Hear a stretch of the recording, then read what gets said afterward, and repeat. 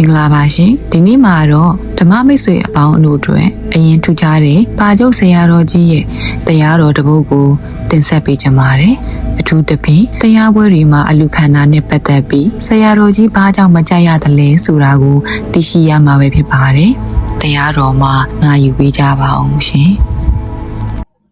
ဟောတော်နာသူစိတ်ထားဖြူဟောသူဆိုတာတရားဓမ္မကိုဟောပြောတဲ့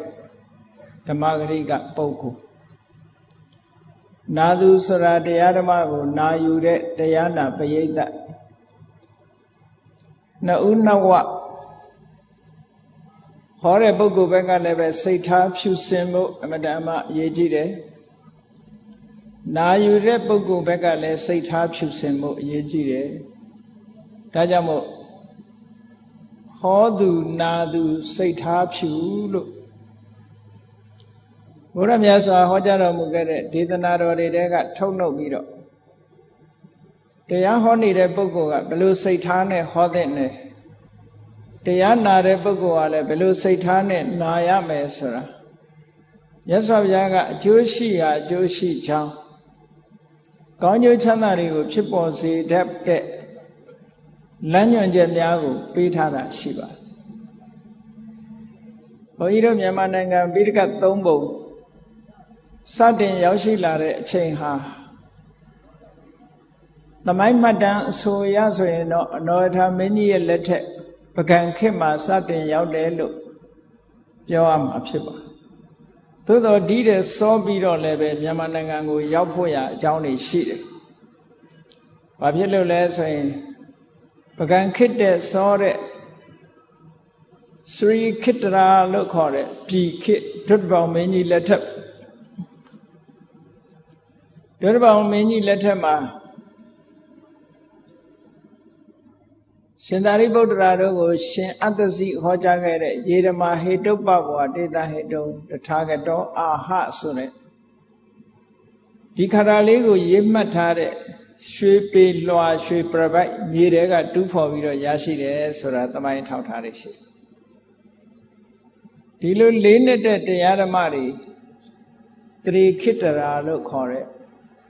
ပြည်ခိကလေးကပကံခေတ်မတိုင်ခင်ကရောက်ရှိနေတယ်လို့ဒီလိုပြောအောင်အဲ့လိုရောက်ရှိလာတဲ့ဘုရားမြတ်စွာရဲ့တရားဓမ္မတွေဟာအမြဲတမ်းများတယ်ဘုရားများတယ်စာမျက်နှာနဲ့ပြောမယ်ဆိုလို့ရှိရင်တော့2000ကျော်3000 4000ပတ်ဝန်းကျင်မှာရှိနိုင်တယ်ပေါ့ဒါတောင်တူရာတွေကိုခြုံပြီးတော့ရိုက်ထားတာဒီကနေ့တိပိဋကဒရစာဝေးပွဲမှာပြန်ထမ်းထားတာဒါတွေအကုန်မဟုတ်ဘူးဥယျာဉ်20ပဲပြဋ္ဌာန်းထားတယ်အဲ့ဒီဥယျာဉ်20ဟာစာမျက်နှာပေါင်းပြောမယ်ဆိုလို့ရှိရင်8026မျက်နှာလို့ဆိုတယ်အဲ့ဒီ8026မျက်နှာသောစာတွေကိုကျက်မှတ်ပြီးတော့အနည်းဆုံးအမြန်ဆုံး10နှစ်လောက်ဒါတွေကိုအာဂုံဆောင်ပြီးတော့အလွတ်ရအောင်ကျက်ပြီးတော့ပြန်ဆိုနိုင်ရမယ်ပြန်ဆိုနိုင်ရင်ဒရဆိုတဲ့ဘွဲ့ပေးတယ်အဲ့ဒီမိမိပြန်ဆိုချက်ပြန်ဆိုထားတဲ့စာပိုက်တွေရဲ့အဓိပ္ပာယ်တွေကျမ်းရင်ကလာတဲ့အဓိပ္ပာယ်အထက်ကရာတီကလာတဲ့အဓိပ္ပာယ်ဆိုတဲ့အဲ့ဒီအဓိပ္ပာယ်အသေးစိတ်တွေကိုစာအုပ်တွေမှာဖတ်ရှုလေ့လာပြီးတော့နားလည်အောင်သဘောပေါက်အောင်သင်ယူမှတ်သားပြီးတော့မှစာမိုးပွဲကိုဖြေနိုင်တဲ့ဖြေလို့အောင်မြင်ပြီဆိုရင်ကောဝိဒဆိုပွဲကောဝိဒဆိုလိမ္မာကျွမ်းကျင်သူလို့အဓိပ္ပာယ်ရဒရဆိုတာနှုတ်တဲ့အာဂုံဆောင်းသူကောဝိဒကလိမ္မာကျွမ်းကျင်သူဒါကြောင့်မို့မြန်မာနိုင်ငံမှာတိပိဋကဒရတိပိဋကကောဝိဒလို့ဒီဘွဲ့နှစ်ခုစုံမှတိပိဋကဒရပုဂ္ဂိုလ်ဆိုဖြစ်တယ်ဒါပြောချင်တာကမြန်မာပြည်မှာပိဋကတ်၃ပုံရောက်ရှိနေတော့လဲဘုရားဓမ္မသံဃာကိုကြီးညိုကြတဲ့တရားဓမ္မတွေရဲ့လက်ထက်မှာ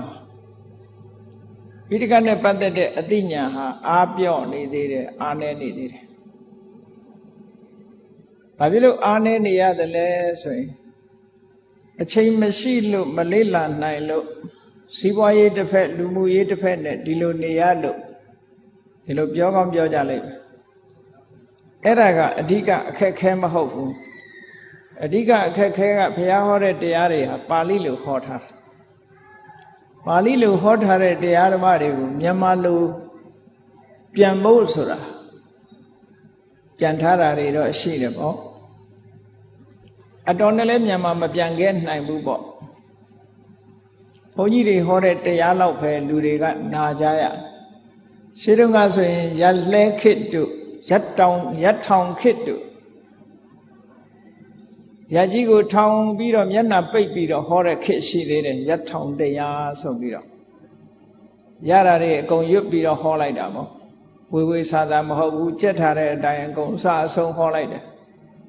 အဲ့ဒါကိုရက်ထောင်ခေတ်လို့ပြောတယ်အဲ့ဒီရက်ထောင်တရားတွေနဲ့မြန်မာလူမျိုးတွေဟာစတင်ပြီးတော့တရားပွဲတွေမှာနာကြရအဲ့ဒီရက်ထောင်ခေတ်ကုံသွားတဲ့အခါကျတော့ရက်ထောင်ကိုပြောင်းပြန်ပြန်ပြီးတော့ရက်လဲခေတ်ဆိုပြီးတော့ဒါကြတော့ဘာတွေလှုပ်လာကြတော့ဆိုရက်လဲတရားစာတွေထုတ်ပြီးတော့ဇလန်းဇက်ွက်ကောင်းကောင်းတွေကိုအဆူနဲ့အငိုနဲ့အလွမ်းကန်းဆွေးကန်းတွေကိုဦးစားပေးပြီးတော့ဟောတဲ့ခေတ်တစ်ခေတ်ပေါ်လာခဲ့တယ်အဲ့တော့မြန်မာနိုင်ငံရဲ့ဓမ္မလုပ်ငန်းဟာပိဋကတ်နဲ့အလှမ်းဝေးနေသေးတယ်အဲ့ဒီဟောနေတဲ့တရားတွေဟာပိဋကတ်ထဲကမဟုတ်ဘူးလားလို့ဆိုဟုတ်ပါတယ်အဲ့ဒီဟုတ်တဲ့တရားတွေကဘာတွေတုံးဆိုရင်များသောအားဖြင့်ပုံပြင်တွေပဲများပုံဝတ္ထုတွေပဲများတယ်ဇာလန်းဇက်ွက်တွေဟောတာဆိုတော့ဒကာရကမတွေကလည်းပွဲကြည့်ရတယ်လို့ပဲတရားနာရတဲ့အခါမှာဇာလန်းကလေးတွေမှတ်ထားပြီးတော့နာကြတယ်လွမ်းကန်ဆွေးကန်ဟောတဲ့အခါမျက်ရည်လေးတုပ်ပြီးနာတယ်ပေါ့အဲ့လိုခေတ်တွေကိုဖြတ်ကျော်လာပြီးတော့နောက်ပိုင်းခေတ်ရောက်လာတဲ့အခါကျတော့ဗမာပြည်မှာစကိုင်းတောင်ရိုးကအနိစ္စခန်းဆရာတော်ဘုရားကြီးဆိုပေါ်လာအဲ့ဒီအနိစ္စခန်းဆရာတော်ဘုရားကြီးကလွမ်းကန်ဆွေးကန်နေမဟုတ်ဘူးပါဠိတော်သုတ်တံပါဠိတော်ကြီးတွေကိုအစအဆုံးရွတ်ဆိုမြန်မာပြန်ပြီးတော့ဟောခဲ့တယ်ပါဠိတော်ခေါ်စဉ်ကြီးတစ်ခုပေါ်လာခဲ့တယ်အဲ့ဒီပါဠိတော်ခေါ်စဉ်ကြီးကပရမလူတွေကနားမရင်ကြဘူးနားမရင်တော့ဘုန်းကြီးတို့ကြားဘူးတယ်အနိစ္စခန်းဆရာတော်မန္တလေးကတရားဟောပြီးပြန်တော့အဲ့ဒီတုန်းကစကိုင်းတရားကြီးကစစ်တွင်းကနေပြီးတော့အင်္ဂလိပ်ကချိုးသွားတာဂုံနှကုံရေတဲ့ပြုတ်ကြအဲ့ဒီချိန်မှာစကိုင်းတောင်ရိုးကနေပြီးမန္တလေးဘက်ကူးချင်လို့ရှင်အညာအခေါ်ငှက်လို့ခေါ်တယ်တံပန်နဲ့လူကမတ်တက်ရပ်ပြီးတော့တက်နှချောင်းနဲ့ခတ်တဲ့တံပန်ပေါ့ရန်ကုန်မှာလည်းရှိပါတယ်ခုတော့အဲ့ဒီလိုခတ်တာမဟုတ်တော့ဘူးပဲချိတ်ဆက်ကလေးနဲ့မောင်းနေတာအဲ့ဒီလိုငှက်တံပန်နဲ့ဟိုဘက်ကန်းကိုကူးပြီးတော့သွားတရက်တော့အနိစ္စခန်းဆရာတော်ကြီးတရားဟောပြီးတော့ပြန်လာတယ်တဲ့ပြန်လာတဲ့အခါကျတော့ဆရာတော်ကြီးကတမန်ပဲ့ပိုင်းမှာထိုင်နောက်ဆရာတော်တစ်ပါးကဥပိုင်းမှာထိုင်အလဲကောင်းမှာဈေးရောက်ရာကပြန်လာတဲ့ဒကမကြီးနှစ်ယောက်ကအလဲကောင်းမှာထိုင်နေအောက်ကသူတို့နှစ်ယောက်ကဘာပြောလဲလို့ဆိုရင်ညကအနိစ္စခန်းကိုတော်တရားဟောတာသွားနာတယ်တဲ့ပါဠိတွေရွတ်ပြီးတော့အနက်တွေဆိုနေဘာတွေပြောမှလည်းမသိဘူးလို့ပြောတဲ့အဲ့ဒီပြောတာကိုရှေ့ကကြားခဲ့တဲ့ဆရာတော်ကနေပြီးတော့တဆင့်ဖောက်တယ်ချလို့ဒီစကားကိုကြားဘူးလာတာပေါ့ဆိုလိုတာကဒီပါဠိတော်ကြီးတွေဟာဟောတော်လဲလူတွေနဲ့မနှိစက်ဖက်နဲ့ဖြစ်ဝေးမြဲဝေးနေသေးတယ်ပေါ့ဘာဖြစ်လို့လူတွေနားထဲမှာပါဠိဘာသာတွေရွတ်ပြီးတော့အနက်တွေပြန်နားထဲမှာရှင်းပြီးတော့မသွားသေးဘူး ရှင်းမသွားသေးသည့်အတွက်ကြောင့်ဘုရားဟောတဲ့ပိဋကပါဠိတော်တွေနဲ့လူတွေဟာဝေးမြဲဝေးနေကြတယ်ဒီနောက်ပိုင်းခေတ်ရောက်လာတဲ့အခါကျတော့တရားရိပ်သာတွေပေါ်လာလို့မဟာစီဆရာတော်ဘုရားကြီးတို့သုတ်တန်တွေကိုကြာကြာနာနာဟောလာပြီအဲ့ဒါလို့ကြပြားလင်္ကာလေးတွေစီကုံးပြီးတော့လူတွေမှတ်လွယ်ရှိအောင်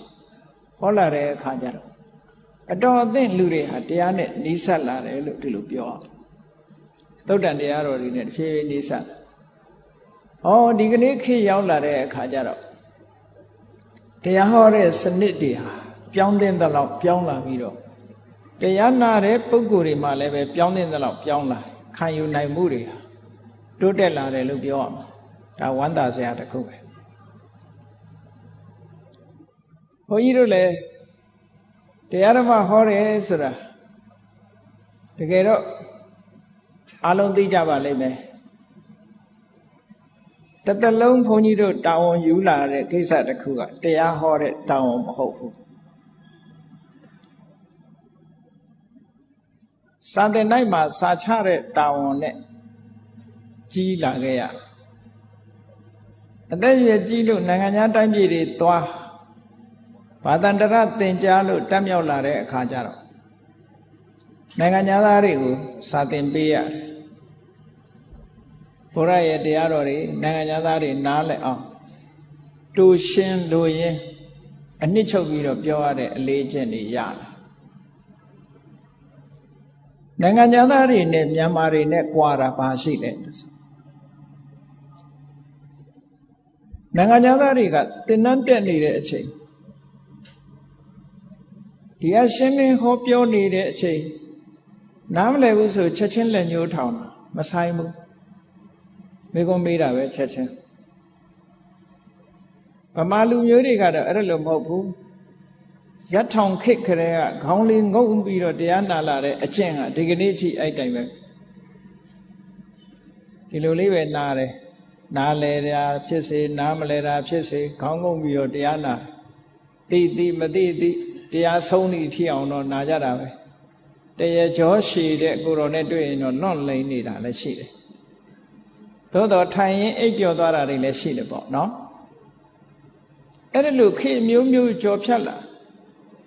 ဒီကနေ့ဘုန်းကြီးတို့တရားဟောတယ်ဆိုတာဟာစာသင်ပေးတဲ့ပုံစံနဲ့ပဲဟောတယ်ဘာဖြစ်လို့ဒီပုံစံဟောတာတော့ဆိုကိုကဟိုပုံစံလည်းမဟောတတ်ဘူးနော်ဟိုပုံစံလည်းမဟောတတ်ဘူးဟောလည်းမဟောချင်ဘူးအဲ့ဒီပုံစံမျိုးလူတွေရှင်းရှင်းနဲ့ဘယ်လိုနားလည်အောင်လုပ်ရမလဲဆိုတဲ့စိတ်ရှိတယ်အဲ့တော့သူများကိုရှင်းအောင်နားလည်အောင်ပြောမယ်ဆိုရင်ကိုယ်တိုင်ကအရင်နားလည်မှပြောလို့ရတာsubject matter တစ်ခုဟာရှင်းပြတဲ့ပုဂ္ဂိုလ်ကလဲနေလို့ရှိရင်နားထောင်တဲ့ပုဂ္ဂိုလ်ကလည်းလဲသွားမှာပေါ့ရှင်းပြတဲ့ပုဂ္ဂိုလ်ကပိုင်ပိုင်နိုင်နိုင်ရှိမှနားထောင်တဲ့ပုဂ္ဂိုလ်ကနားလဲတယ်ပေါ့အဲ့ဒါကြောင့်မလို့ဘုန်းကြီးတို့ရဲ့ရည်ရွယ်ချက်ဒီကနေ့တရားဟောတယ်ဆိုတာဟောတဲ့ဟောတိုင်းလို့ဟောတယ်လို့စိတ်ထဲမှာခံယူထားတယ်ဟောတဲ့အခါမှာလည်းပဲအပူရီမပါရအောင်ဂရုစိုက်ပြီးတော့ကိုယ်တရားမဟုတ်ဘူးဖရာရဲ့တရားလူတွေနားလည်ကြပါစေတို့လူမျိုးတွေရဲ့လက်ထဲမှာပိဋကတ်သုံးပုံရောက်နေတာကြာလာပြီနှစ်ပေါင်းထောင်ချီပြီခနေ့အထိလူတွေထဲမရောက်သေးဘူးရောက်တယ်ဆိုတာဗာလေးရောက်တော့ဆို950ဇတ်တွေတို့ဓမ္မပဒဝတ္ထုကလေးတွေတို့အနှစ်သာရရှိတဲ့တရားတွေသိပြီးတော့မရောက်ဘူးဒီလိုအနေထားမျိုးရှိအဲ့ဒါကြောင့်မလို့အနှစ်သာရရှိတဲ့တရားတွေရောက်စေခြင်းနဲ့များများဒါကြောင့်မလို့တရားဟောတာအဲ့ဒါလို့တရားဟောတာကိုယ့်ကိုရည်ရွယ်ချက်မှန်ကန်အောင်မြတ်စွာဘုရားရဲ့လမ်းညွှန်ချက်အတိုင်းစိတ်ထားဖြူစင်အောင်ကြိုးစားပြီးတော့ထားပြီးဟောတယ်ဒါတောင်မှပဲတနေ့ကဘုန်းကြီးတစ်ပါးကနေပြီးတော့ဖုံးဆက်တယ်ဆရာတော်တို့တရားလိုက်ဟောနေတယ်ကြားတယ်တဲ့တရားလိုက်ဟောနေလို့ရှိရင်အဝင်ပစိတ်ထွက်လည်းဖြစ်နေအောင်မယ်တဲ့သူကပြောတယ်နေပါအောင်ကိုရောပြောတာအဝင်ပစိန်ထွက်ဆိုတာဘာပြောတာလဲ သူရဲ့ဆိုလိုရင်းအဓိပ္ပာယ်အဝင်ပစိန်ထွက်ဆိုတာဘာပြောတာတော့ဆိုတော့ကျောင်းမှာတန်ဃာတွေကိုစာမချဘဲနဲ့တရားလိုက်ဟောတာကိုသူကအပြစ်ပြောတဲ့သဘောမျိုးပေါ့နော်စာသင်ပေးတာကစာသင်ပေးလို့ရတဲ့အကျိုးအမြတ်ကိုပစိန်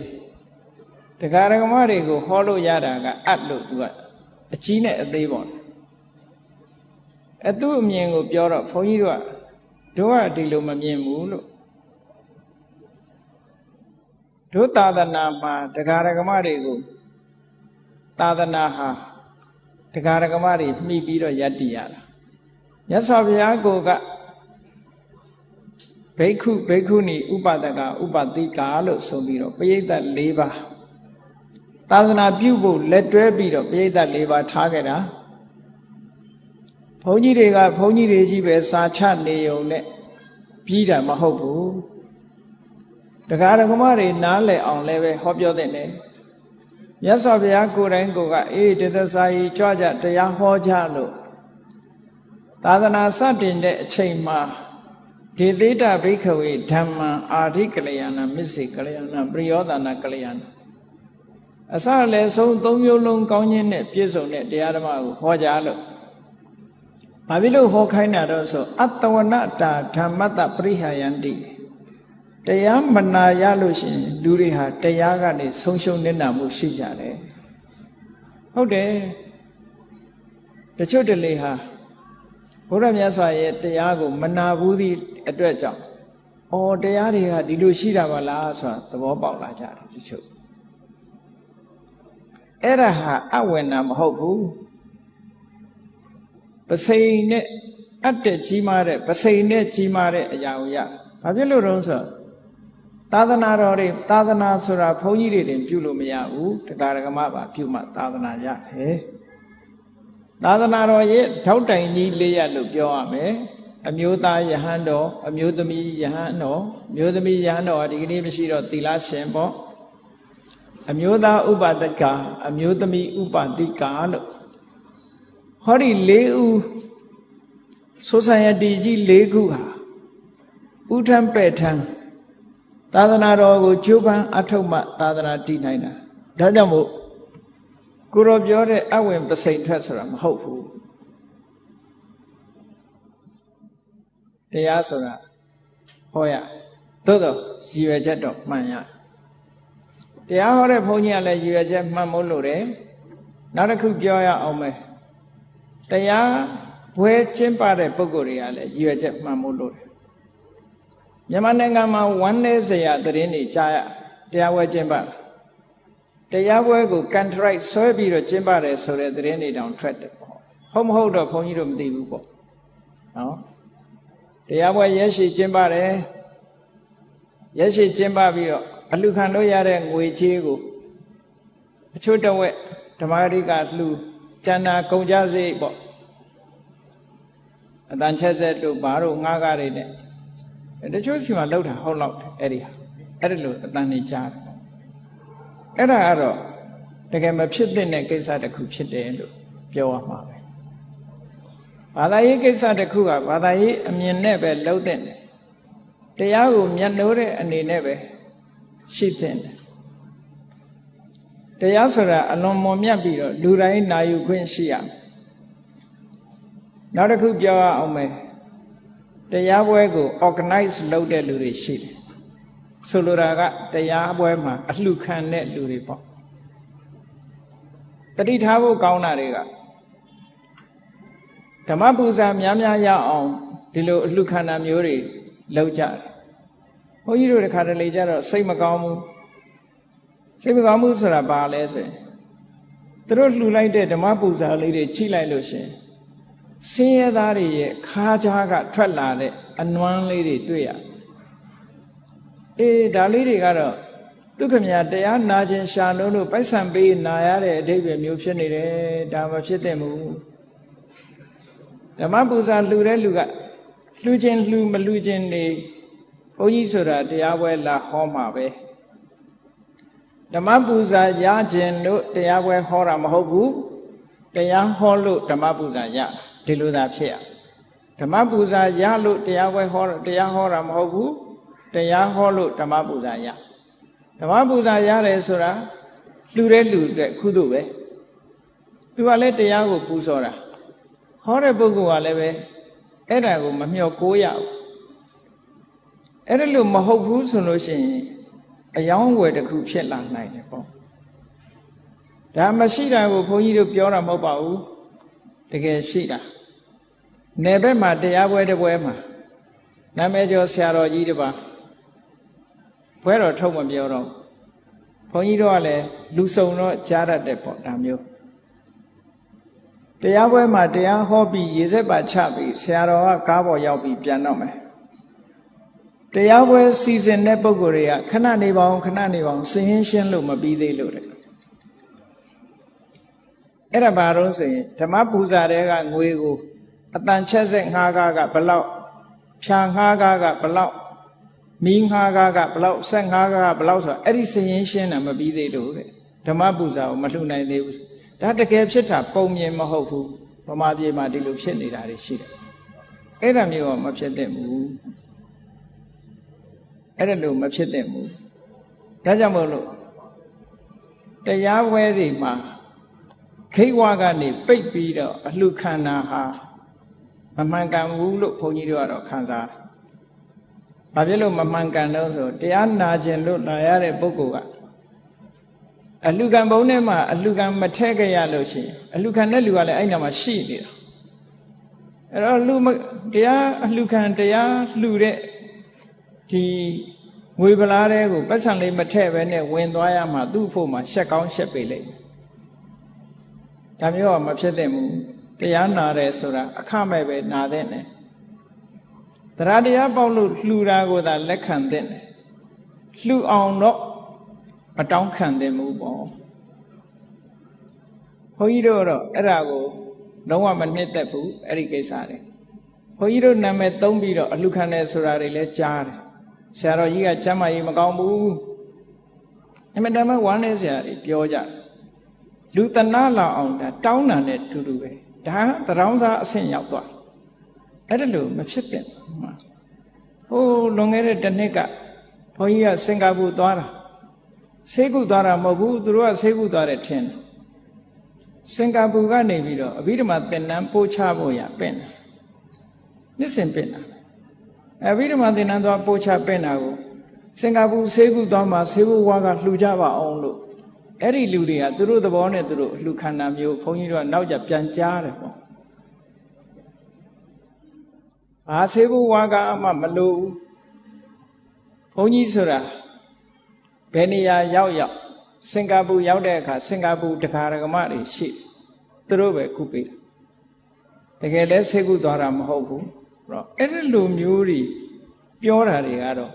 လုံးဝမကောင်းတဲ့အပြောဆိုမျိုးတွေပဲ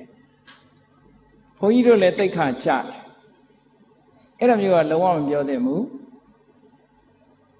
ဒါတတိထားစရာကိုပြောပြတာတကယ်လဲကြုံတွေ့ခဲ့တဲ့ကိစ္စတွေကိုပြောပြတယ်အဲ့ဒါကြောင့်မို့လို့ဓမ္မပူဇာဆိုတာသူလှူခြင်းတဲ့စေရနာရှိတဲ့ပုဂ္ဂိုလ်သာလှူပါစေလှူကြပါတန်းကြပါလို့ပြောစရာမလိုဘူးလှူခြင်းလို့ရှိရင်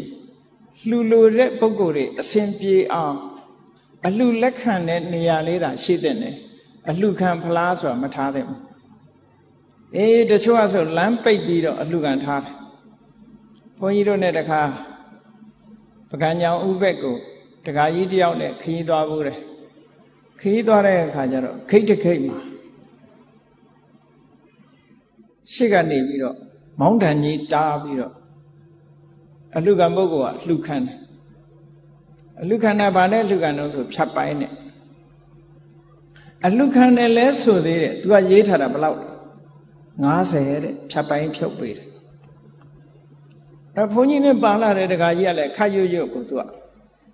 မင်းတို့ဒါဘာလောက်ထားလဲတဲ့အလှခံတာလားငွေကောက်ထားလားတဲ့အလှခံတာပါတဲ့ဟာအလှခံတာဆိုလို့ဘာဖြစ်လို့50လို့ရေးထားတယ်ငါးသရာတာငါးချက်ပဲဆိုပြီးငါးချက်တန်ပြစ်ချပြီးတော့ဆက်သွားလိုက်ဟောဒါမျိုးတွေဖြစ်တယ်ပေါ့ဒါကိုယ်တွေဖြစ်ခဲ့တာတခုပဲပေါ့နောက်ပြီးတော့ဘုန်းကြီးတို့ဒီရန်ကုန်ကတကားတယောက်ဘုန်းကြီးတို့တညင်ဘက်မှာကျောင်းဆောက်တယ် ကျောင်းဆောက်တယ်ဆိုတာတရားဓမ္မတွေလှူတာသူကသူတရားဓမ္မတွေဘက်ကဘာမှမလိုဘူးလူတန်းနေကြတာပဲဘုန်းကြီးတို့ကဘာမှတော့အလှူခံစရာလည်းမလိုဘူးသူ့ဘာသူတရားပေါက်လှူတာပဲတခါတယောက်ကဘာလာလျှောက်တုံးဆိုဆရာတော်တဲ့ဆရာတော်ကျောင်းဆောက်နေတာဖြတ်ပိုင်းလေးရိုက်ပေးပါတဲ့သူအလှူခံပေးပါမယ်တဲ့ဟာတခါကြီးဘယ်လိုပြောလိုက်တာလဲလို့ဘုန်းကြီးတို့ကတစ်သလုံးဒီလိုအလှူခံလုပ်တဲ့ဘုန်းကြီးမဟုတ်ဘူးလို့လောက်ပါနဲ့လို့အဲ့ဒါလို့လူတွေကလည်းရှိသေးတယ်လောကမှာကိုလူချင်းကိုယ့်ကိုလှူသူများကိုသွားပြီးအလှူခံတာမျိုးကိုလုံးဝမလုပ်နဲ့ဒီနေ့ကလည်းပဲဘုန်းကြီးတို့မုံရွာမှာတရားပွဲသွားတယ်တရားပွဲကျင်းပတဲ့တကားကဆရာတော်အထုပ်ပတ်တိရိုက်ပြီးတော့ဝေပြားစီအေးဝေပေါ်စာမှုကျမ်းလာပြဘာတွေပြတော့ဆိုဘုန်းကြီးတို့ကိုလှူထားတဲ့ကျောင်းတိုက်ပေါ့အသစ်တီထောင်တဲ့ကျောင်းတိုက်ရှိတယ်အဲ့ဒီကျောင်းတိုက်မှာဘာအဆောက်အဦတွေတော့ပြီးပြီဘာအဆောက်အဦတွေဆောက်ဖို့လိုသေးတယ်လို့သူကရှာဟာဘာဖြစ်လို့ဓာတ်တွေထဲ့တာလဲမထဲ့နဲ့လူတွေသိနေတာပဲသူလူချင်းသူကသူလာလို့လိုက်မယ်ဒါအလှခံတဲ့သဘောပဲလုံးဝမလုပ်ပါနဲ့လို့ဘုန်းကြီးတို့ကစောစောသိလို့ပဲဖြစ်ခိုင်းလိုက်ရတယ်တခါတရံကျတော့ဘုန်းကြီးတို့သဘောနဲ့မဟုတ်ပဲနဲ့ဒီလိုဟာမျိုးလောက်ကြတယ်တချို့က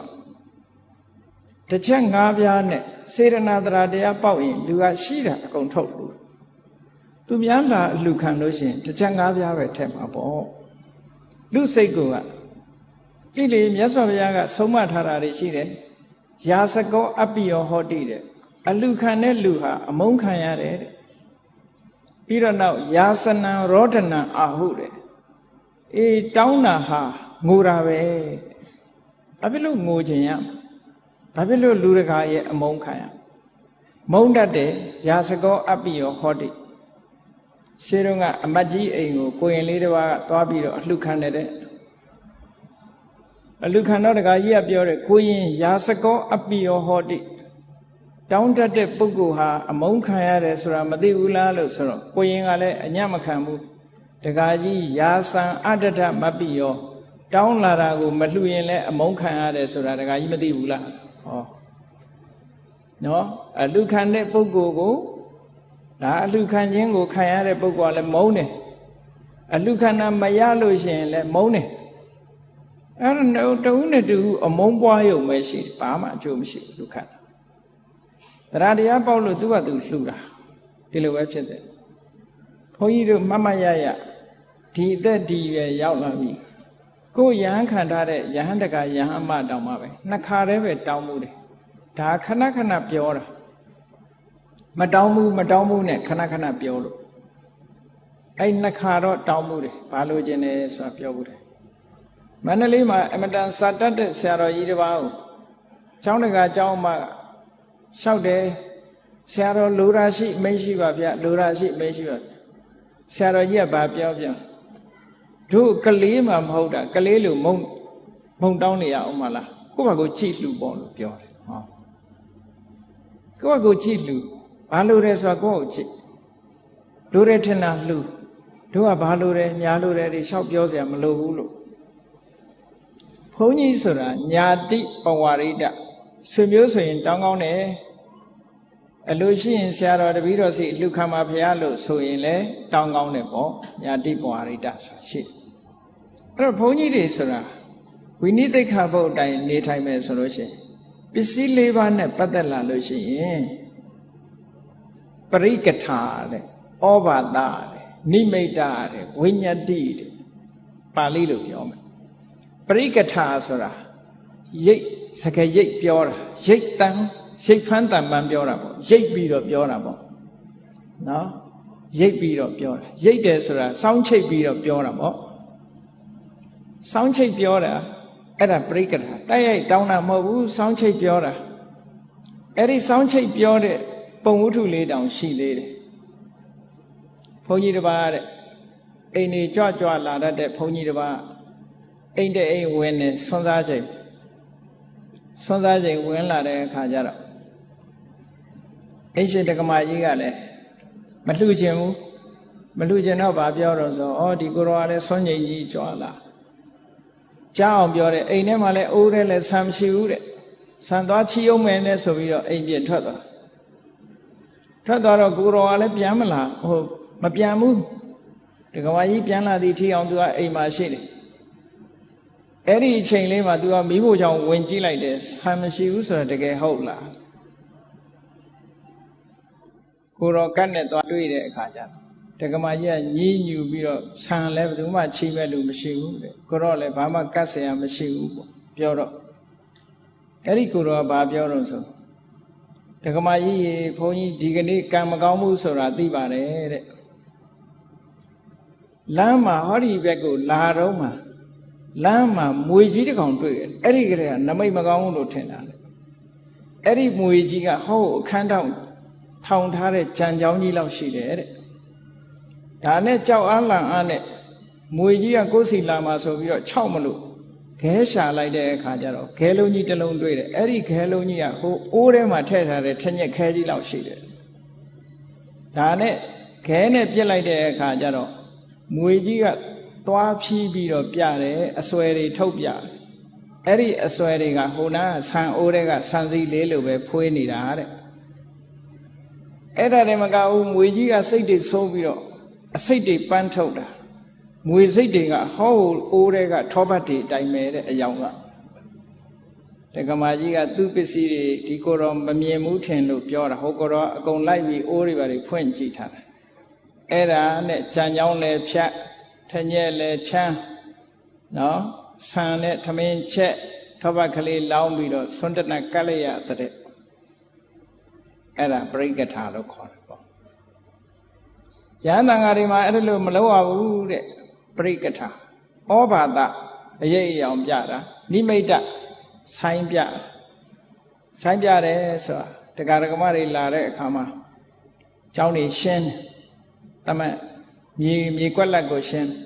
အရှင်ဘုရားအဲ့ဒါဘာလို့ဖို့တော့ဆိုဒီနေရာကျောင်းဆောက်မလို့တကားကြီးကျောင်းတကားပေါ်ပြီလားဘယ်အောင်ပေါ်အောင်မလဲဟောအဲ့ဒါမျိုးကိုဒါနိမိတ်လို့ခေါ်တယ်ပစ္စည်းလေးပါးနဲ့ပတ်သက်လာလို့ရှင်အဲ့ဒီပရိက္ခထာတို့ဩဘာသတို့နိမိတ်တို့မလုပ်ရဘူးတဲ့မြတ်စွာဘုရားအကုန်လုံးတော့မဟုတ်ဘူးပရိက္ခထောပါဒဝိညာတိနတ်လဘပစ္စည်းထွားဤသင်္ကန်းတို့ကျောင်းတို့ဒီကိစ္စတွေနဲ့ပတ်သက်လာပြီဒီဟာမျိုးမလုပ်ရဘူးလို့ဆိုပရိက္ခထောပါဒဝိညာတိဆွမ်းရဲ့သင်္ကန်းရဲ့ဒီကိစ္စနဲ့ပတ်သက်လာလို့ရှင်ပရိက္ခထာဆိုတာတွယ်ဝိုက်ပြီးမပြောရဘူးဩဘာသအရေးအယောင်ပြတာမလုပ်ရဘူးတောင်းတာမလုပ်ရဘူးကျောင်းကြတော့အရေးအယောင်ပြတာပြကောင်းတယ်တဲ့ဆေးကြတော့တောင်းလဲတောင်းကောင်းတယ်လို့ဒီလိုဝိနည်းတိခါကိုတွေမှာဒီလိုရှိတယ်ပစ္စည်းလေးပါးနဲ့ပတ်သက်ပြီးတော့တောင်းခြင်းမလုပ်ရဘူးလို့ဒီလိုဆိုအဲ့တော့တောင်းတာဆိုလို့ရှိရင်ဘုန်းကြီးတွေမှာခွင့်မပြုဘူးအလူခံဖို့လျှောက်ထားတဲ့ဖိတ်ကြားထားတဲ့တရားဓမ္မမဟုတ်လို့ရှိရင်တောင်းခံခွင့်မရှိဘူးအဲ့တော့ဘုန်းကြီးကတောင်းတာမဟုတ်ပါဘူးတရားဓမ္မကသူ့ဘာသူနှိုးဆော်တာပါလို့ဆိုလို့ရှိရင်လေအမတန်မြင့်မြတ်တဲ့ပုဂ္ဂိုလ်ကြီးကဒီအလုပ်ကိုမကြိုက်ဘူးကိုယ့်အတွက်ဆွဲတရားဟောတာကိုလုံးဝမကြိုက်ဘူးရှင်သာရိပုတ္တရာမထေရနဲ့ရှင်မောက္ကလံမထေရတောရကျောင်းလေးမှာသတင်းသုံးတယ်အဲ့ဒါလို့သတင်းသုံးနေတဲ့အချိန်မှာရှင်သာရိပုတ္တရာလေနာယောဂဘိုင်းနာတယ်ပေါ့ဘိုင်းနာတော့ရှင်မောက္ကလံကရှင်ဘုရားဘိုင်းနာတာရင်တော့ဗာနဲ့ပျောက်တော့ဆိုသူက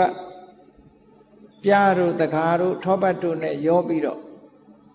နွားတို့နဲ့ကြိုချက်ထားတဲ့ဟာလေးအိမ်မှာနေတော့ကသူ့ရဲ့မေတော်ကြီးကလှုပ်ကြွေးဘူးတယ်တဲ့အဲ့ဒါလေးနဲ့ပျောက်ဖူးတယ်လို့နှစ်ပါးစကားပြောတာ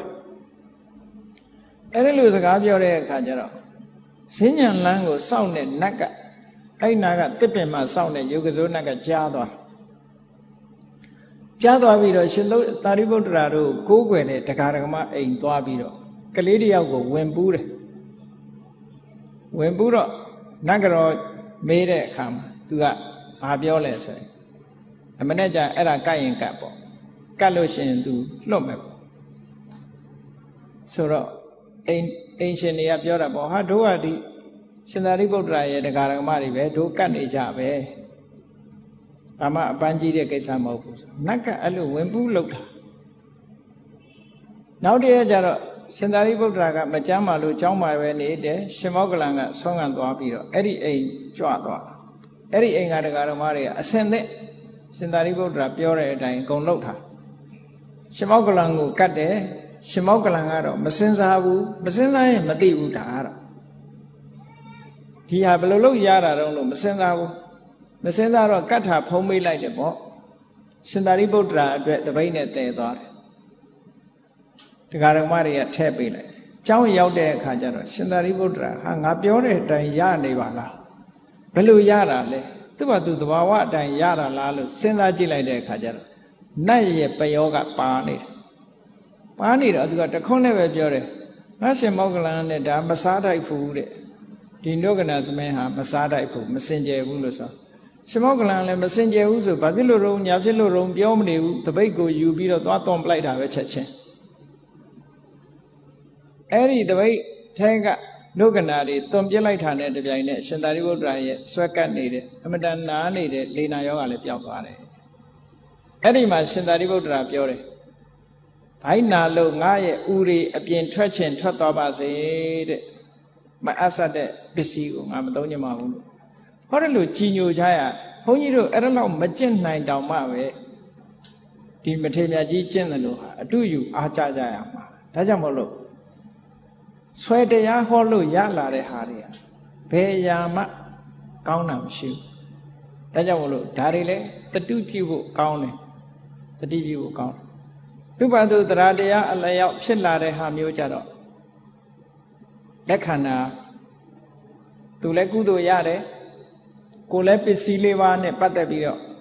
30ကရှိတယ်ဓမ္မိယလတ္တလို့ခေါ်တယ်တရားသဖြင့်ရလာတယ်ဒါမျိုးကနှုတ်နှဝအကျိုးရှိတယ်အဲ့ဒါမျိုးသာဖြစ်တဲ့နယ်လို့ဒါစာပေကိုလေ့လာကြမယ်ဆိုရင်ဒီအချက်လက်တွေစာပေကျမ်းဂန်ထဲမှာပါဒါလည်းပဲဒီတရားဝဲကျင့်ပါတဲ့ပုဂ္ဂိုလ်တွေတတိထားတဲ့အချက်တစ်ခုပဲကောင်းပြီတရားဝဲကျင့်ပါတယ်ဆိုကြတဲ့ကဓမ္မပူဇာလှူတဲ့ပုဂ္ဂိုလ်ရှိပြီးသားပဲတရားနာတဲ့ပုဂ္ဂိုလ်တွေဟာလှူခြင်းတယ်ဆိုရင်သူ့ဘာသူလှူပါစေမလှူခြင်းဘူးဆိုရင်လည်းပဲမျက်နှာမငယ်ပါစေနဲ့ဘုန်းကြီးတို့ကတွေးမိတယ်တရားနာရတာပတ်စံပေးနာရတယ်လို့ဖြစ်နေအဓိပ္ပာယ်မရှိဘူးလို့တရားကလည်းတို့တရားမဟုတ်ဘူးဖရာရဲ့တရားဖရာတရားဆိုတာအယောင်းဝယ်မလုပ်အောင်ရောင်းဝယ်တဲ့သဘောမဖြစ်စေရဒါကြောင့်ဘုန်းကြီးတို့ကပြောထားတယ်ဘုန်းကြီးတို့တရားပွဲမှာလာပြီးစာအုပ်ရောင်းတာတို့စီဒီရောင်းတာတို့မလုပ်ပါနဲ့လို့ပြောတာဘာဖြစ်လို့မလုပ်နဲ့လို့ပြောထားတယ်လဲဆိုရင်ဘုန်းကြီးကရောင်းတယ်လို့ထင်မှာဆိုလို့အထင်းကိုမခံနိုင်တာပဲဘာမှမပတ်သက်ဘူးကိုနဲ့ဒါတွေကဒါကြောင့်မို့လို့တရားဝဲကျင့်ပါတယ်ဆိုတာလေကုသိုလ်စစ်စစ်ရပြီးတော့တရားနာတဲ့ပုဂ္ဂိုလ်တွေကစိတ်ချမ်းသာကိုယ်ချမ်းသာနဲ့မမှန်ကန်ကန်နာကြရဖို့ဒါကအမတန်မှအရေးကြီးပါတယ်တရားဝဲကျင့်ပါတယ်ဆိုတာအမတန်မှကုသိုလ်ရတယ်သဗ္ဗဒါနံဓမ္မဒါနံဇိနာတိတရားနာခွင့်ရောက်အောင်ဖန်တီးပြီးလှုပ်ဆောင်ပေးတယ်ဆိုတာအမတန်ကောင်းတဲ့ကုသိုလ်တစ်ခုပဲအမတန်မွန်မြတ်တဲ့ကုသိုလ်တစ်ခုကိုလုပ်တဲ့အထဲမှာဘာမဟုတ်တဲ့လုပ်ပုံလုပ်နည်းမဟန်သည့်အတွက်ကြောင့်အပြစ်တွေဖြစ်လာတယ်ဆိုတော့မကောင်းဘူးပေါ့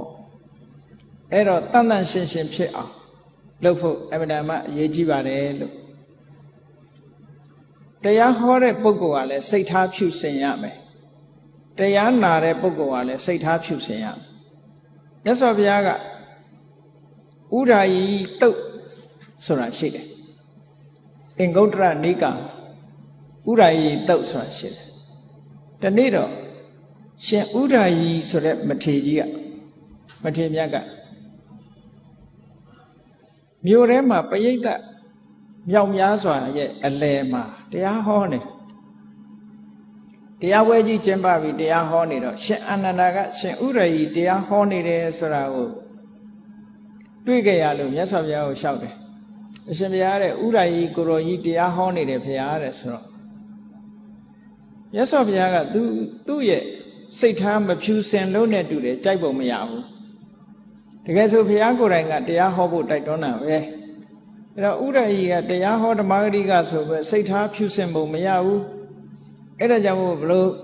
မရှိတော့ဆိုရင်အနန္တတဲ့သူများကိုတရားဟောဖို့ဆိုတာလွယ်တယ်လို့မအောင်မေ့လိမ့်နဲ့တဲ့တရားဟောတဲ့ပုဂ္ဂိုလ်ဆိုတာ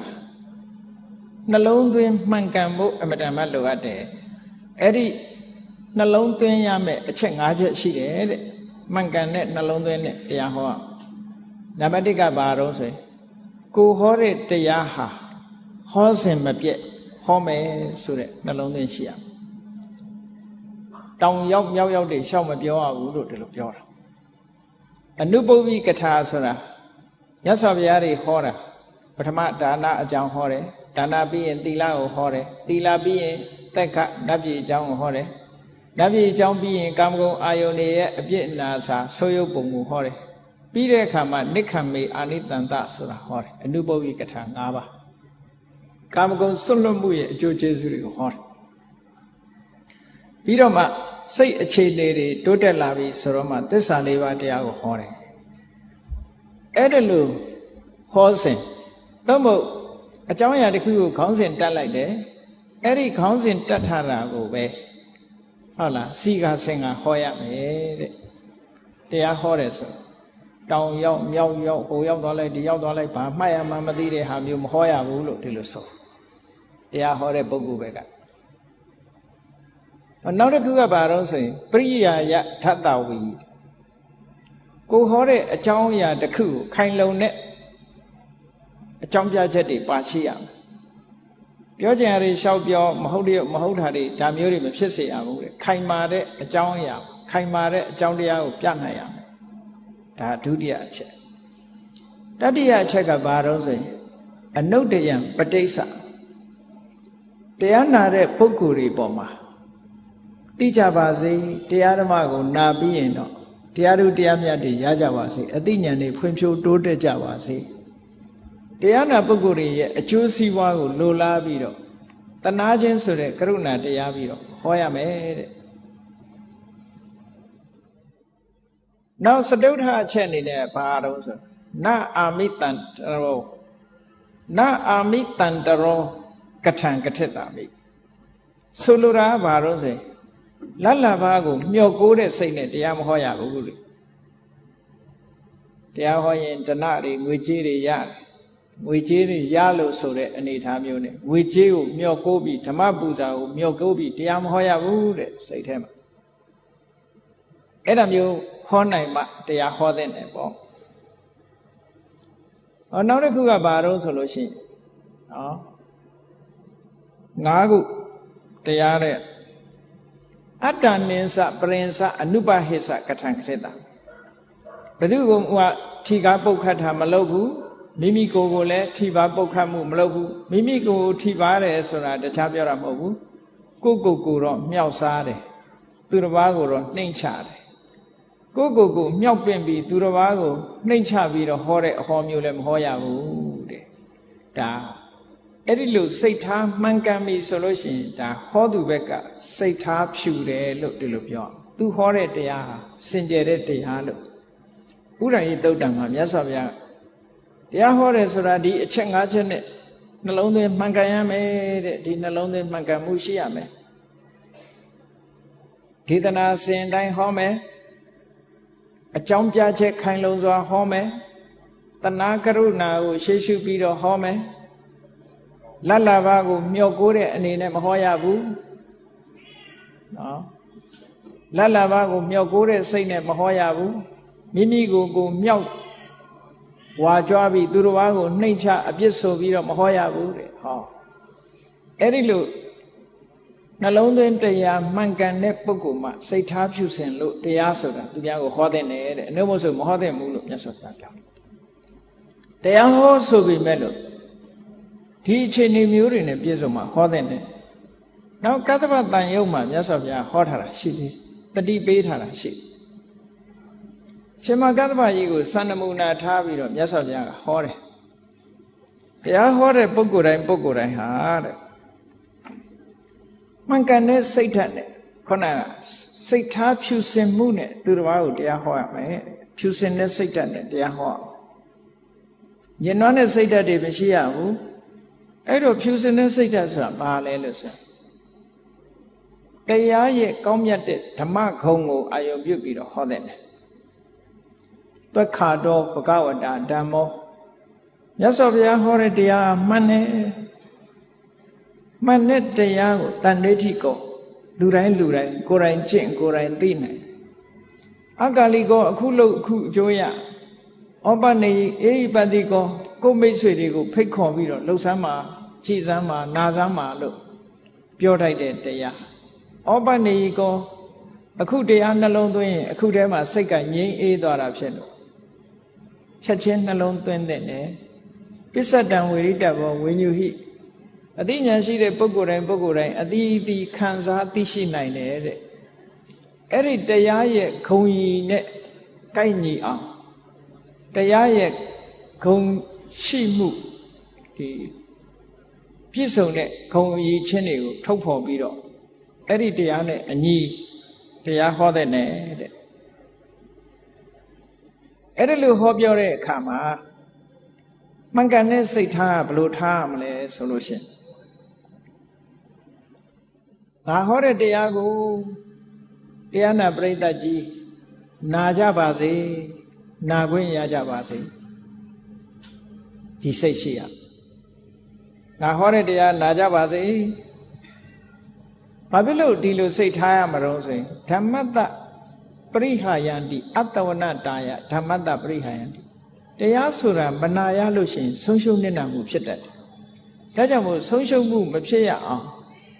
ဓမ္မတ္တအညတာရောဘိတန္တိတရားဆိုတာနားလည်သွားရင်သိသွားရင်စိတ်ဓာတ်အမှန်တမ်းခိုင်မာသွားနိုင်တယ်ငြိမ်းချမ်းသွားနိုင်တယ်တရားမနာရလို့ရှိရင်ဓမ္မအတိကဆုံးရှုံးသွားနိုင်တယ်ဒါကြောင့်မို့ငါဟောတဲ့တရားကိုအားလုံးနားနိုင်ကြပါစေဒီလိုစိတ်ထားပါလေနောက်ဆက်ပြီးတော့စိတ်ထားရမှာငါဟောတဲ့တရားကိုနာပြီးတဲ့အခါမှာတရားရဲ့အနှစ်သာရကိုသိရှိကြပါစေဓမ္မအတိတွေရရှိကြပါစေလို့စိတ်ထားရမယ်နောက်တစ်ခုကဓမ္မအတိတွေကိုသိရှိပြီးတဲ့အခါမှာအဲ့ဒီဓမ္မနဲ့လျော်စွာနေ့စဉ်နဲ့အမျှကျင့်သုံးနေထိုင်နိုင်ကြပါစေတရားဆိုတာ way of life ဘယ်လိုနေရမယ်ဘယ်လိုထိုင်ရမယ်လူလောကမှာလူတွေနေကြထိုင်ကြတဲ့အခါတရားဓမ္မနဲ့ဘယ်လိုနေရတယ်တရားအသိရှိလာတဲ့ပုဂ္ဂိုလ်ကနေရထိုင်ရတာအစအမှန်တန်ချမ်းသာဒါကြောင့်မို့လို့တရားအတိုင်းလိုက်နာကျင့်သုံးပြီးတော့နေထိုင်နိုင်ကြပါစေဆိုတဲ့မွန်မြတ်တဲ့စိတ်ထားတွေနဲ့ဟောပါလို့ကတ္တဗတန်ယုတ်မှာမြတ်စွာဘုရားဒီလိုဟောထားဒါတွေကိုဘုန်းကြီးတို့ကလိုက်နာဖို့ကြိုးစားဒါတရားဟောတဲ့ပုဂ္ဂိုလ်တွေဘက်ကပြောဘုန်းကြီးတို့ဒီအချက်ကိုလိုက်နာနိုင်အောင်ကြိုးစားမကြိုးစားနိုင်ရင်တရားမဟောတဲ့မူမဟောတဲ့မူဟောဒါဖြင့်ဒါကဟောသူဘက်ကစိတ်ထားဖြူပုံပြောပြဒီလိုမထားလို့ရှိရင်ဟောသူဘက်ကစိတ်ထားမဖြူဘူးလို့ပြောရအဲ့တော့တရားဆိုတာနာရတယ်တရားနာလို့ရှိရင်ဘယ်လိုအကျိုးကျေးဇူးတွေရနိုင်သလဲတရားဝဲလာပြီးတော့တရားနာတယ်ဆိုလို့ရှိရင်ချက်ချင်းလည်းငင်အကျိုးတွေရဘာတွေရအတုတံသူနာတိမကြားဘူးတာတွေကြားရတယ်ဟောတုတံပရိယောတပေတိအရင်တုန်းကကြားဘူးတယ်ဒါပေမဲ့စိတ်ထဲမှာမရှင်းဘူးအခုတခါနာလဲရတော့စိတ်ထဲမှာရှင်းသွားတယ်နားလည်သွားတယ်ဟောမကြားဘူးတာကြားရတယ်ကြားဘူးသားတွေလည်းပဲရှင်းသွားတယ်ကြားဘူးတာတွေရှင်းသွားတဲ့အခါဘာဖြစ်တယ်ဆိုတန်တရားတွေလည်းကင်းသွားတယ်တန်တရားတွေကင်းရုံနဲ့မကဘူးမှန်မှန်ကန်ကန်မြင်တတ်လာတယ်ဘဝပေါ်မှာအမြင်မှန်းလာတယ်ဒါလို့ဆိုလို့နောက်ပြီးတော့တရားနာရလို့စိတ်တွေဟာကြည်နူးလာတယ်တဲ့ဒါတရားနာရတဲ့ပုဂ္ဂိုလ်ရဲ့ရနိုင်တဲ့အကျိုးကျေးဇူးပဲလို့ဒီလိုဆိုလို့တာเนาะအဲ့ဒါ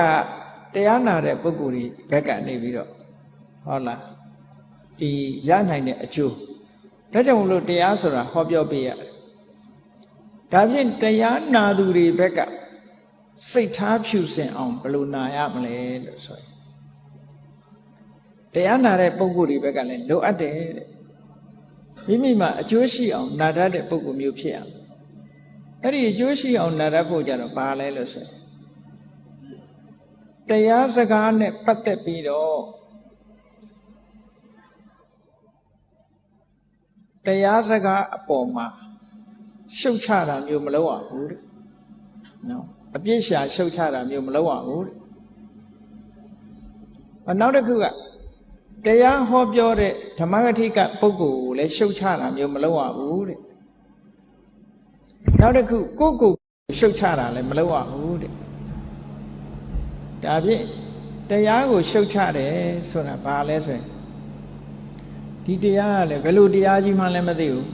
ဘာနားလဲရမှမသိဘူးဟောတရားကိုရှုတ်ချတယ်လို့ခေါ်တယ်ဓမ္မဂတိကကိုရှုတ်ချတယ်ဆိုတာဘာတွေဟောနေမှလည်းမသိဘူးဟောဘာတွေဟောနေမှလို့ဘာတွေပြောနေမှလည်းမသိဘူးရှုတ်ချကိုရှုတ်ချတယ်ဆိုတာဘာပြောတာတော့ဆိုအေးဒီလိုလေးနဲ့တဲ့တရားကြီးတွေငါဘယ်နားနိုင်မလို့ငါဘယ်လိုလုပ်နားလဲနိုင်မလို့နားမလဲဘူးကိုမတန်ဘူးလို့ဒီလိုကိုအထင်သေးအမြင်သေးမျိုးလည်းမလုပ်ရဘူးလို့ဒီလိုဆိုလို့လေအဲ့ဒါတရားနာတဲ့ပုဂ္ဂိုလ်ဘက်ကဒီစိတ်ထားတွေမရှိရဘူးလို့ပြောတာအဲ့ဒီစိတ်ထားတွေရှိပြီးတော့တရားနာမယ်ဆိုလို့ရှိရင်တဲ့တရားဥတရားမြတ်တောင်မရနိုင်ဘူးလို့ဟောထားတာဗျာအဲ့ဒါမျိုးတွေစိတ်ထဲမှာရှိနေတယ်ဆိုရင်တရားဥတရားမြတ်မရနိုင်ဘူးတဲ့ဒါကြောင့်မို့လို့မရှိစေရနောက်တစ်ခုကတရားနာပြီဆိုလို့ရှိရင်ဟိုတွေးဒီတွေးတွေရှောက်တွေးမနေရဘူးတရားထဲမှာအာယုံစိုက်ပြီးတော့နာရမယ်တဲ့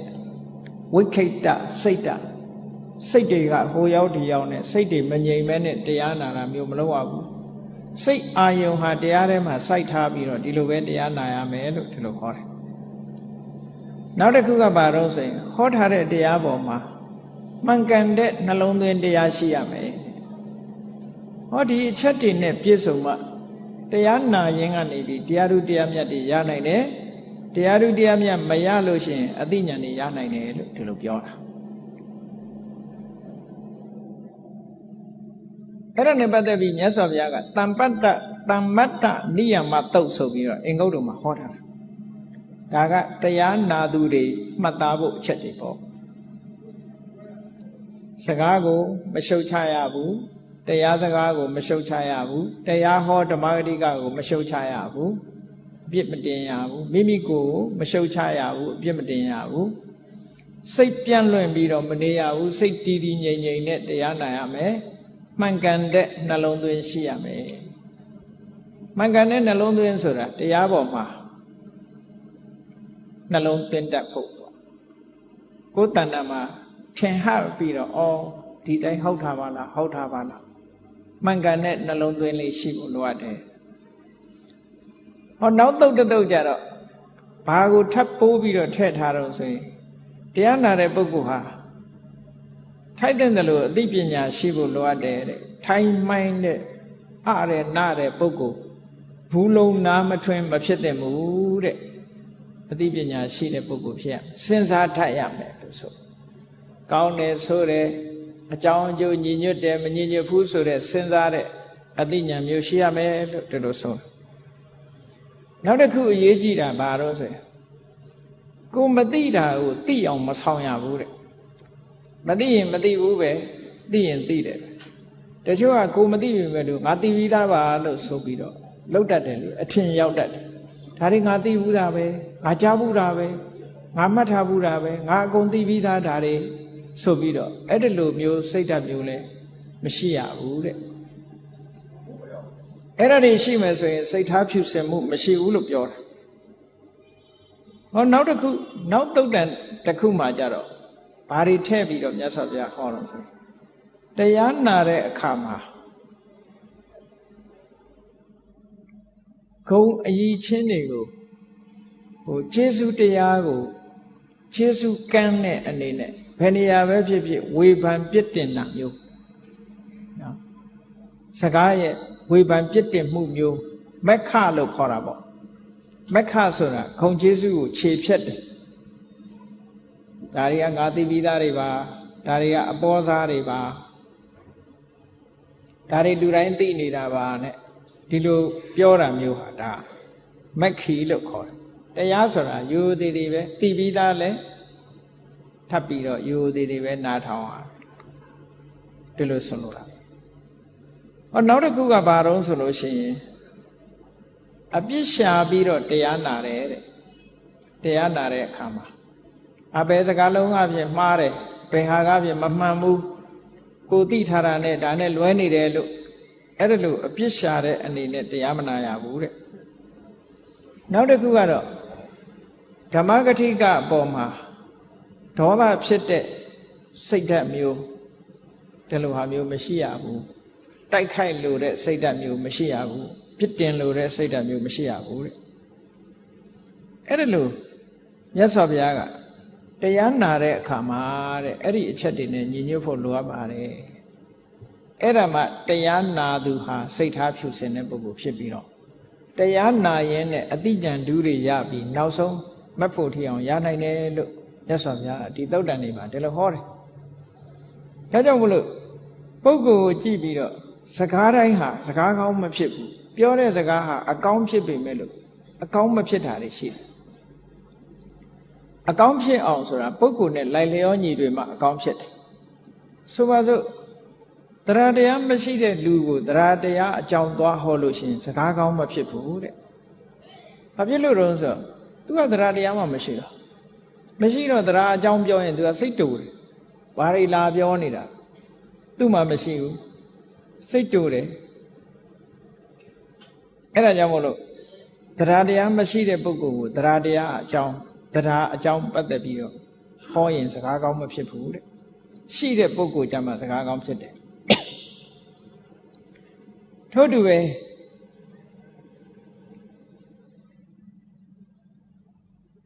သီလမရှိတဲ့ပုဂ္ဂိုလ်သွားပြီးတော့သီလအကြောင်းသွားပြောရင်စိတ်တူတယ်နော်သီလအကြောင်းသွားပြောရင်စကားကောင်းမဖြစ်ဘူးအောင်မြင်တဲ့စကားလုံးမဖြစ်ဘူးသီလရှိတဲ့ပုဂ္ဂိုလ်ကမှသီလအကြောင်းစကားပြောရမယ်ဒါမှစကားကောင်းဖြစ်တယ်ဟောနောက်တစ်ခုကတော့ဘဟုတုတလိုက်စားတဲ့ပုဂ္ဂိုလ်ကြမှာတုတနဲ့ပတ်သက်တဲ့စကားမျိုးဟာစကားကောင်းဖြစ်တယ်ဘဟုတုတနဲတဲ့ပုဂ္ဂိုလ်သွားပြောလို့ရှိရင်တုတကိုမလိုလားတဲ့ပုဂ္ဂိုလ်သွားပြောလို့ရှိရင်အဲ့ဒီပုဂ္ဂိုလ်ကစိတ်တူတယ်ဒေါသထွက်တယ်စကားကောင်းမဖြစ်ဘူးတဲ့ပညာရှိတဲ့ပုဂ္ဂိုလ်မှာပညာနဲ့ပတ်သက်တဲ့စကားမျိုးပြောလို့ရတယ်စကားကောင်းဖြစ်တယ်ပညာမရှိတဲ့ပုဂ္ဂိုလ်သွားပြီးတော့ပညာအကြောင်းသွားပြောရင်စိတ်ဆိုးတယ်တဲ့စကားကောင်းဖြစ်မလာဘူးမအောင်မြင်ဘူးလို့ဒီလိုပြောတာအဲ့တော့ပုဂ္ဂိုလ်ကလည်းပဲသရာမဲ့တဲ့ပုဂ္ဂိုလ်ရှိတယ်နော်သီလမရှိတဲ့ပုဂ္ဂိုလ်ရှိတယ်ဘဟုတုတမရှိတဲ့ပုဂ္ဂိုလ်ရှိတယ်နောက်ပြီးတော့စွန့်ကြဲမှုဆိုတဲ့စာကမရှိတဲ့ပုဂ္ဂိုလ်ရှိတယ်ဒုပညာမဲ့တဲ့ပုဂ္ဂိုလ်ရှိတယ်တဲ့အဲ့ဒါမျိုးတွေကိုသွားပြီးတော့တရားအကြောင်းတို့သီလအကြောင်းတို့ဘဝတုဒ္ဒအကြောင်းတို့စာကစွန့်လွတ်မှုအကြောင်းတွေတို့ပညာအကြောင်းသွားပြောမယ်ဆိုလို့ရှိရင်စကားကောင်းမဖြစ်ဘူးတဲ့စကားကောင်းဖြစ်ဖို့ရာအတွက်တရားတရားရှိတဲ့ပုဂ္ဂိုလ်တရားအကြောင်းဟောကျင့်တဲ့ဝမ်းသာတယ်ငါမှဒါတွေရှိတယ်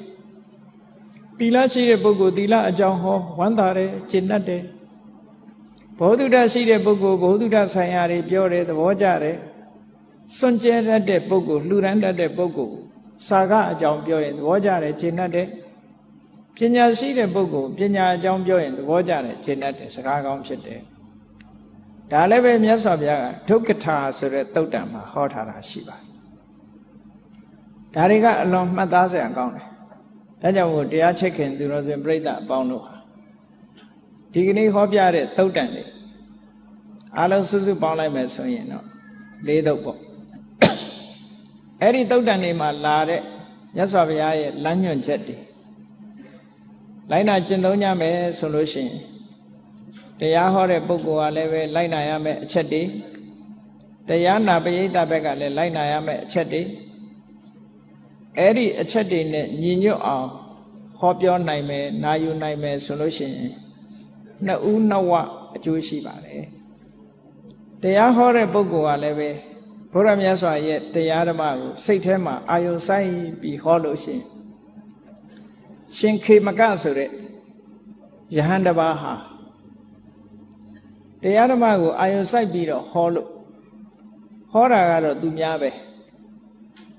ဒါပေမဲ့ तू ကအကျွတ်တရားရသွားတယ်အာယုံစိုက်ပြီးတော့ဟောလို့ဘာနဲ့ဥပမာတူတုံးဆိုရင် ferryman ဆိုတဲ့ဂရုသမားနဲ့ဥပမာတူတယ်ဂရုသမားကလှေလှော်ပြီးတော့passenger ဟိုဘက်ပို့တယ်ခီးတယ်ကိုဟိုဘက်ပို့တယ်ပို့တာကတော့ခီးတယ်ကိုပို့တာပဲဒါပေမဲ့ तू လည်းရောက်သွားတာပဲအဲ့ဒါလိုပဲတရားဟောတဲ့ပုဂ္ဂိုလ်ကသူများကိုဟောတာကိုဟောတဲ့တရားကိုယ့်ဘက်ကိုနာပြီးကိုလည်းအကျိုးရှိရဒီလိုဖြစ်တယ်ပေါ့ဒါကြောင့်မို့လို့ဘုရားမြတ်စွာရဲ့ဆုံးမဩဝါဒတွေကိုလိုက်နာပြီးတော့အခြေခံစပြီးတော့လိုက်နာကျင့်သုံးနိုင်ကြမယ်ဆိုလို့ရှိရင်တရားဟောတဲ့ပုဂ္ဂိုလ်လည်းပဲစိတ်ထားဖြူစင်ဖို့လိုအပ်တယ်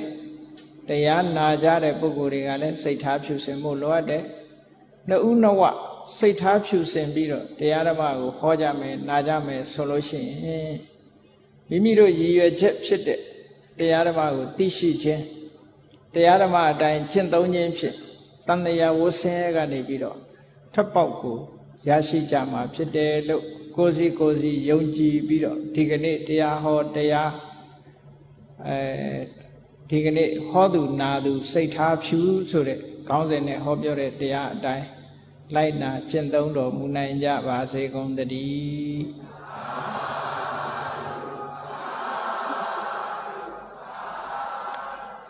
တရားတော်ကိုနာယူပြီးတဲ့အခါမှာဓမ္မမိတ်ဆွေတို့ရဲ့စိတ်ထားတွေဘလို့ပြောင်းလဲသွားသလဲဘလောက်အကျိုးရှိသွားသလဲဆိုတာကို